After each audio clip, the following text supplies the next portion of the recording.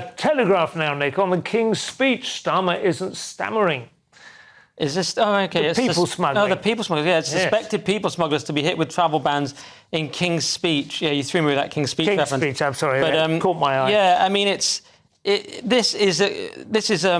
idea where you worry, like, why wasn't this happening already? So they're going to use serious crime prevention orders against suspected people smugglers, and there can be a maximum penalty of up to 5 years in jail. You're like, well, we're not doing this already. I mean, previously it had been restricted to terrorists, so you weren't allowed to do anything to these people smugglers, and there's going to be enhanced stop and search power. So this is one of these where you wonder. There's a good analogy from Nima Parvini, I've mentioned it before, where he talks about this fingerprint-operated machine. It's an analogy for the sort of civil service and governance apparatus, and that when Sunak used it, it doesn't work, but it only works when Labour... Like, this is the kind of thing, like, why couldn't we do this before if we're going to do it now? Or is it because of Starmer's experience he always talks about in smashing the gangs, all the gangs he's smashed, and criminal gangs? I've mentioned him before. A friend of mine who's a Telegraph leader, writer and so on, Sam Ashworth-Hayes, says this about the Labour come in, and it is immediately obvious that they are willing and able to use the machinery of government to do things that the Tories never seem to want to. I mean, this, as you say, should have been a Tory, but it does seem that they're just muffled all the time.